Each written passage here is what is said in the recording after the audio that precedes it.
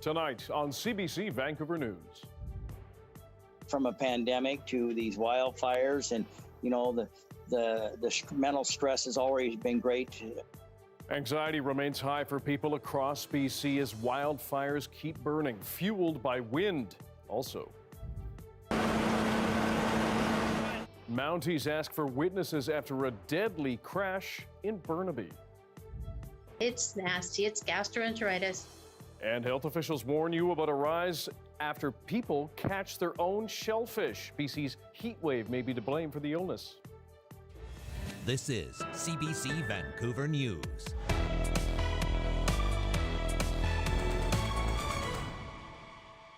Good evening, thanks for joining us. Fire crews are still busy battling a blaze near Osoyoos that has forced hundreds of people to flee their homes. That fire is hitting right at the height of the region's tourist season. And as Brady Strachan reports, it's disruptive for businesses and the local economy with no signs of letting up. I'm standing on a beach here in Osoyoos. Across the lake, you can see where the fire is burning high up on the slopes. Gray plumes of smoke are billowing up into the sky. It's visible from almost everywhere in town, and it's pushing a smoky haze that's settled down here in Osoyoos that's affecting both locals and tourists. The smoke obviously is having an impact, but today it's cleared up, so a lot better. And the only other thing was just a little nervous. The fire has been burning since Monday. It's forced the evacuation of more than 300 homes and businesses. July is a key month for the tourism industry here, and business owners say this fire emergency couldn't have come at a worse time. For us, it's been detrimental with the amount of numbers we've had on our park, at least. Before, we were usually having between 50 to 80 kids on averaging with the tourists and stuff coming and going.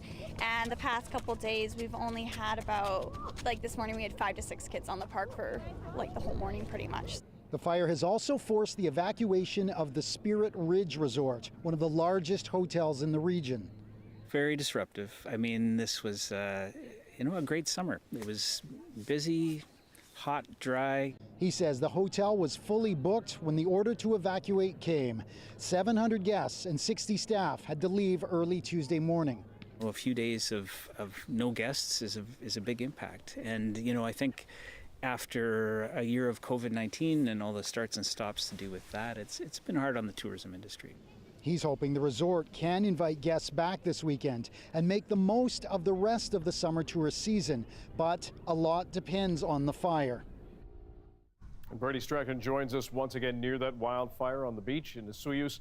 Brady, we're hearing there was increased activity on that fire today. What's the update there? Well, Dan, we can really start feeling the winds pick up here late in the afternoon. And these winds pushed the fire into the Anarchist Mountain area near Osoyoos. It also reached some power lines. The mayor of Osoyoos is calling this fire emergency a horrendous situation for the region. And she's asking tourists who have been forced to leave forced to leave hotels and campgrounds to leave the area. As she says, there's just nowhere to house them here. Dan? Thank you, Brady. Brady Strachan reporting from Osoyoos tonight. The Inkami fire was just one of more than 270 wildfires raging across our province. Many of those are burning up in the Caribou region. To walk us through that situation, we're joined by our Zara Premji. Zara, what's the latest there? Dan, let's talk big picture first. 340,000 hectares are on fire in our entire province. Now, if you want to think about that visually, that's 29 times the size of Vancouver. Now moving to 100 Mile House surrounding the town, 18 wildfires with even the town itself on evacuation alert. NBC Wildfire Service says the windy weather in the forecast for the next couple of days could drastically expand the size of each fire. There's 2 major fires of note in the area. The Flat Lake fire is burning at least 26,000 hectares as of this afternoon. More than 81 firefighters are battling it, and it's forced hundreds of people to flee who say they feel absolutely helpless at the hands of the blaze. Some were sent packing as early as July the 8th. You hope the fire is moving away, and on the other side you think, well, if it's not me, then it's somebody else. So I think it's still hard to see there's fire still there. Zara, beyond 100 Mile House, you're watching a deadly blaze from a few weeks back that is still causing problems. Yeah, Dan, so not only did that Lytton Creek wildfire decimate the village of Lytton last month, it's forcing another town to pack up and go. Most of the village of Spence's Bridge was told to go, including surrounding members of the Cooks Ferry Indian Band. Community members say they're worried this blaze, this smoke, is just a sign of what's to come if the wind picks up even just a little bit. And admittedly, their minds are running back to what they just saw happen to the village of Lytton, where many of their friends and colleagues lived. It's just 25 minutes down the road, and it was nearly leveled by the blaze back on June 30th. From a pandemic to these wildfires, and the mental stress has always been great, and so it's just increasing. And then, when the wind changes and picks up, your anxiety increases, and then when it calms down and blows away from the community and stuff, you sort of let out a deep breath. And well, Rice says he doesn't know if his restaurant will make it, if his crops will survive, or what exactly he'll be returning to. He says it's just a lot of unknowns, leaving everyone at the mercy of the fires. It's a common feeling among many evacuees and the hundreds that are sitting on alert. Dan. Zara Premji reporting live for us tonight. Thank you. More help is on the way in BC's wildfire fight, though. More than 100 personnel from Quebec are flying in tomorrow. That includes 9 specialists and 100 firefighters. They're going to add to the more than 3,000 people involved right now in BC's firefighting effort. People in the Thompson-Okanagan region, meanwhile, are being asked to cut their water use by 30% as drought conditions continue. A few of the watersheds in the area are at level 4 restrictions. That's one step away from the most severe level. The province's conditions could greatly impact fish, and maximum water saving is being urged. Most of eastern Vancouver Island and the Gulf Islands are still under level 4 restrictions. People there are being asked to use less water wherever possible. Meteorologist Johanna Wagstaffe joins us now with the forecast. Joe, we talked about the wind. We could see it behind you. What is happening in the rest of the province?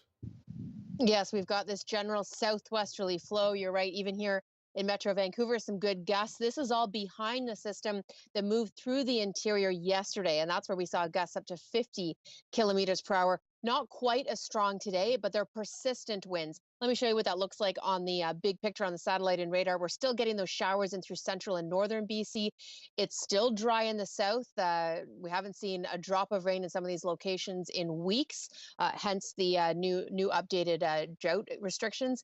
And these southwesterly winds are pushing the flames towards the north. I mean, tracking the hot spots, and through some of our big fires in the interior, we are seeing advancements towards the north. It's been hard for firefighters to really estimate the perimeter of the fire from above because of the smoke. So tracking the hotspots from satellite has helped, and it does look like they're growing towards the northeast in general. Look at that fire danger for today. Really seeing the difference that rain and cooler temperatures can make in how fires will respond on the ground, and things will remain hot and dry. Just a quick snapshot of the forecast. Tomorrow, getting back into the 30s after a couple of days of temperatures not quite making it into 30s, and firefighters have said that has helped. We're back in it for Saturday, Sunday, and beyond. In fact, Dan, look at some of these temperatures as we head into the weekend. High 30s as we approach Sunday into early next week. So we'll trade the winds, but get the temperatures back. I have a feeling it's going to be a double-edged sword as far as the weather conditions go for the rest of the summer. Okay, thanks very much, Joe. You're welcome. To other news now, the province is banning rat-killing rodenticides for 18 months over wildlife concerns. The ban takes aim at the sale and use of second-generation rodenticides. The plan is to protect owls and other wildlife from secondary poisoning. A science review will also be done while alternatives to the poisons will be promoted. Some businesses will be exempt from the ban, though. That includes agricultural production, health services, food processing, restaurants, and grocery stores. If you enjoy hitting the beach to collect your own shellfish, listen up. Health officials say they have seen a concerning rise in the number of people getting sick after catching their own. And as Joel Ballard reports, BC's heat wave could be to blame. Shellfish harvesting is a popular pastime on BC's coast. In permitted areas, those who don't mind a little work can catch fresh crab and mussels. But there are some risks. In the last 10 days, we've had 10 lab-confirmed Vibrio parahemolyticus outbreaks. It comes from a naturally occurring bacteria in water called Vibrio. This is an illness that you get from either exposure to marine water, to the ocean, or from eating shellfish. Thanks to the extreme heat wave in BC, our waters have become so warm that the microorganisms have been able to multiply like crazy. McIntyre's words, not mine. And researchers have previously reported that more than 1 billion seashore animals, like clams and mussels, may have died during the heat wave. The majority of the recent illnesses have hit people eating shellfish they harvested themselves.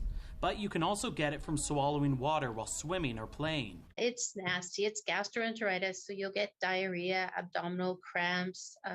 You may have some vomiting, and you're just not going to feel well for up to 1 to 3 days. McIntyre says the Vibrio isn't an issue for commercial operations. They work under strict guidelines and often test for Vibrio at sea.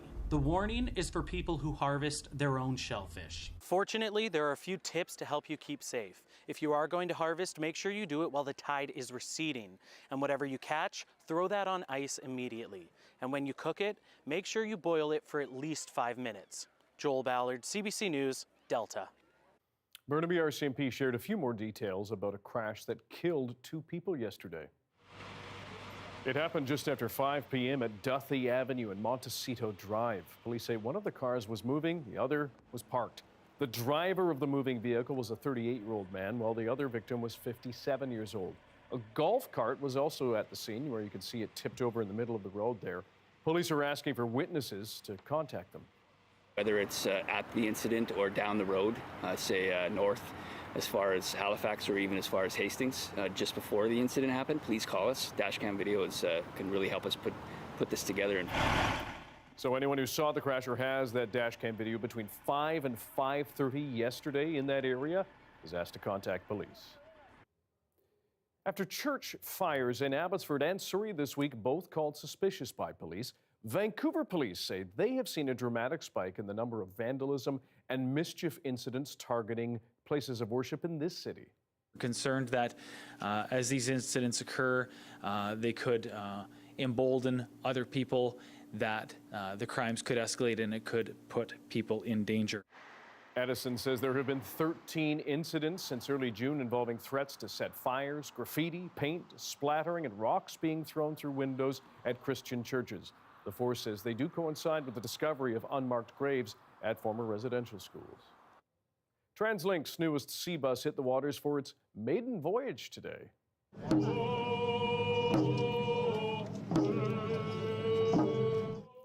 The $32 million Barrage chinook is named after the chinook salmon, a vital species in BC waters. Adorned in art designed by local Indigenous artists, it's the first sea bus to display an art installation. I'm absolutely in awe of this magnificent piece of artwork.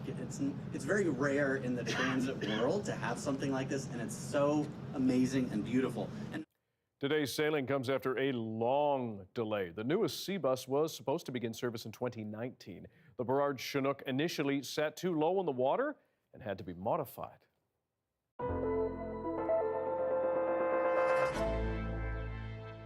BC recorded 89 new confirmed COVID-19 cases today, the highest daily total in a month. And the province's rolling average has nearly doubled in 2 weeks. 53 patients are in hospital right now, 15 of them in intensive care. Nearly 57% of all eligible people 12 or older are now fully vaccinated in BC. Thankfully, no one has died from COVID-19 here in the past 24 hours. And to help young people get their first doses before school begins, Island Health has launched a mobile COVID-19 Vax Van. For some people, it's about needing to meet them right where they're at to be vaccinated. Having the vaccine coverage even higher is going to decrease the risk that we'll see outbreak and severe disease happen from COVID. The mobile vaccine tour began today in Cobble Hill. The van will be heading to parks, beaches, and other busy spots around the island. You can register online ahead of time, but you don't need an appointment. A schedule of the van's upcoming stops can also be found online. Vaccines are available for anyone 12 and older. Even as vaccines roll out, governments around the world report improvements. New troubles around the COVID-19 pandemic keep emerging. In England, virtually all restrictions have now been dropped. But as Tessa Arcilia explains, the pandemic is now being overshadowed by the so-called pingdemic.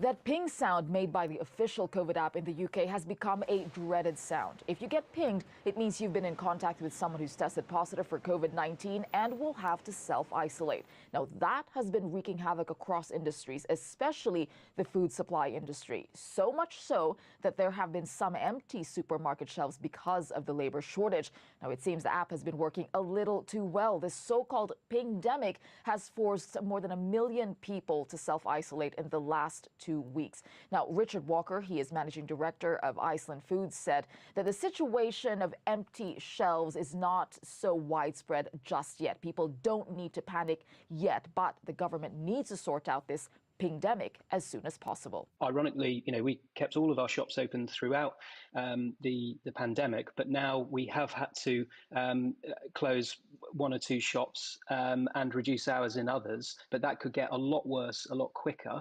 unless the track and trace system is sorted out. And it's not just supermarkets struggling to cope. The police force says that higher staff absences meant some delays in emergency call responses. Now, a recent YouGov poll also suggested that 1 in 5 Britons have disabled the contact tracing function on that COVID app. Now, the UK's business minister, Kwasi Kwarteng, said that he is aware of the challenges, but that for now, the rule remains. It's not a universal picture. I think people can shop, and we're obviously reviewing the situation all the time. But what we can't do is get into a position where we're changing the rules on a daily basis. The rules about self-isolation are clear, and if you are pinged, you should self-isolate. Ministers are looking to ease or lift self-isolation restrictions for fully vaccinated people by mid-August. Tessa Arcilia, CBC News, London. Back in this country, one day after 26 people were arrested as police cleared a Toronto tent encampment, there are many questions about the use of force and the response from the city.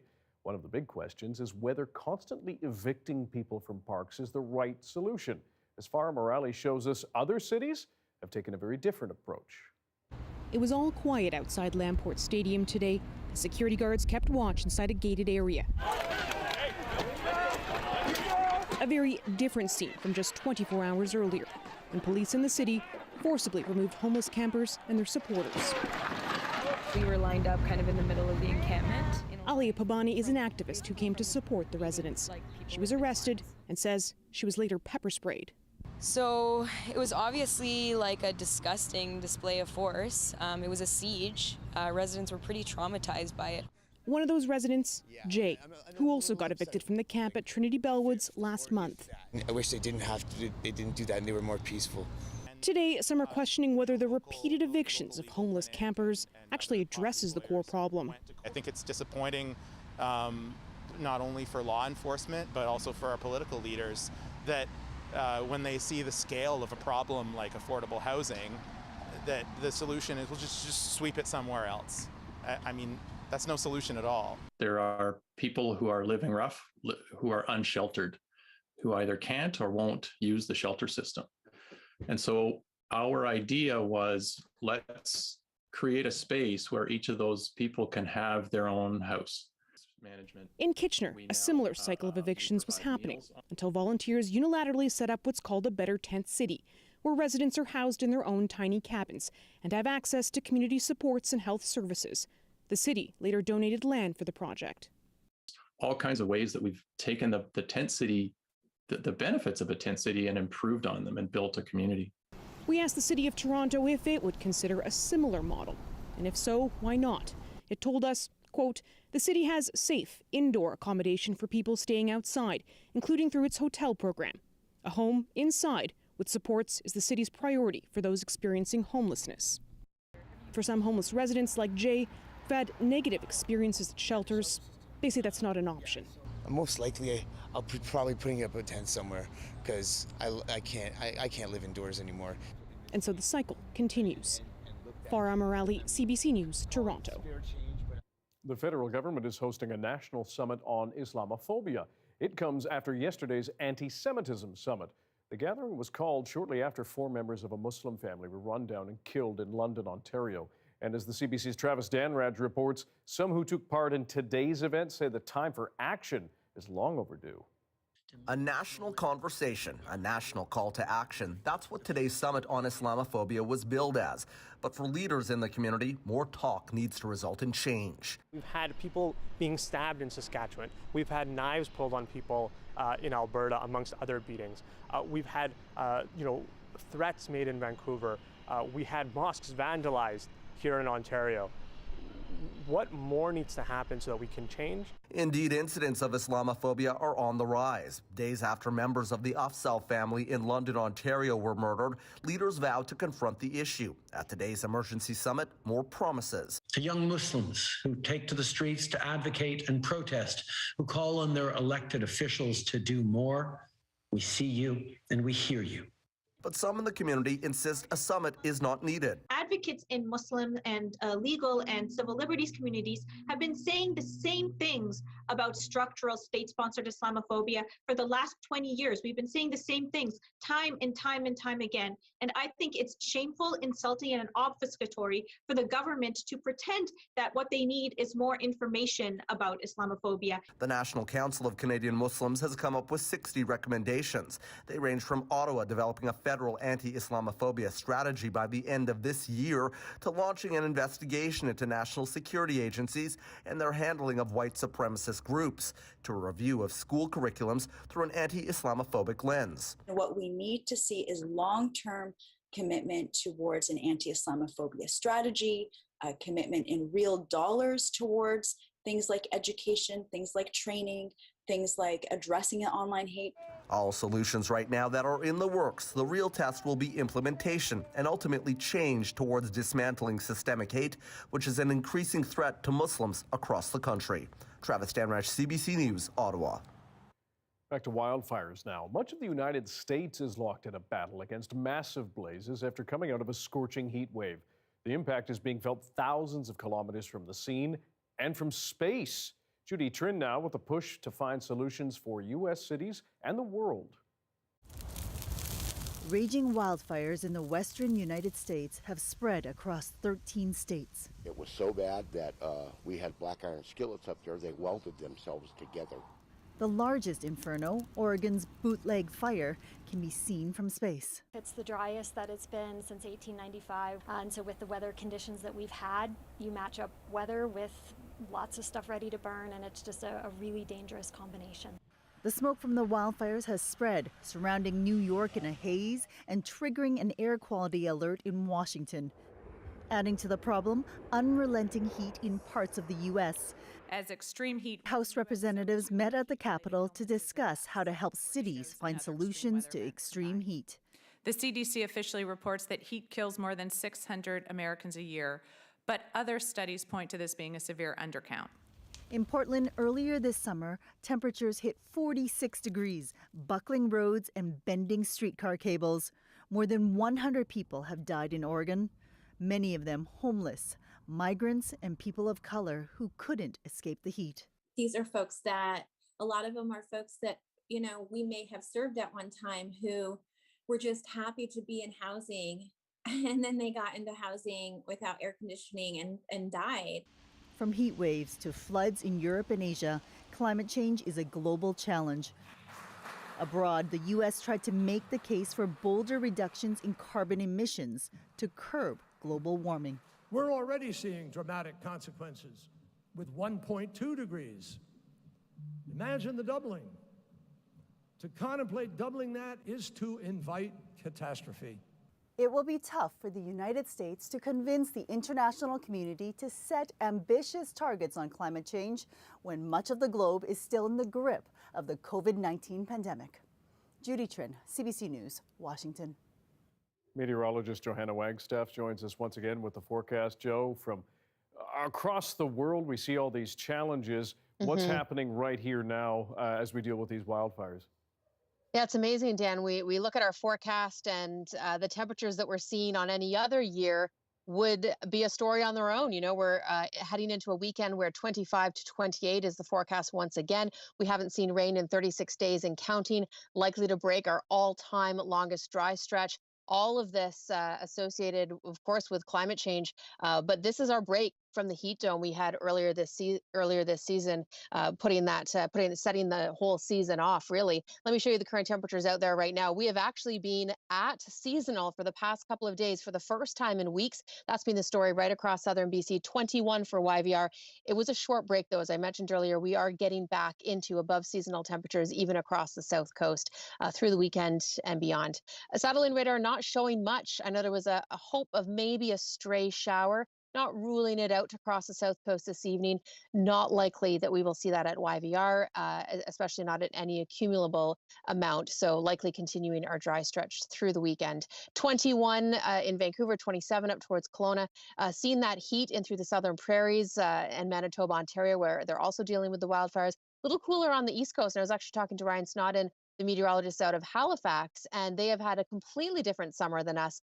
They've been on the other side of this locked jet stream pattern, something that, again, scientists are connecting more and more to climate change. So we've been under that high. They've been under a persistent low, one of their soggiest seasons on recent record. We do have some rain coming to central and northern coastal sections. There's that front sliding down. I think it's only going to make it into maybe Port Hardy, Campbell River, maybe a few showers in through Nanaimo for tomorrow. But we will see cloud with that system tomorrow morning here in Vancouver. But quite quickly, you can see that rain does not get down to us, likely seeing sunshine instead for most of the day. 23 for Victoria, 29 for Kelowna tomorrow. Temperatures rebounding after the reprieve. Showers in through Prince George and Port Hardy, and clearing skies for Prince Rupert. You should get some sunshine in the afternoon.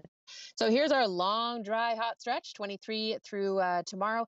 24s for Saturday and Sunday. That's YVR, of course, so more like a 27, 28 inland. Temperatures come down a touch for Monday and Tuesday, but Dan, I can see sort of with any bit of reliability about 10 to 12 days into the future, and not seeing any rain in that long range. It just been an exceptional summer already.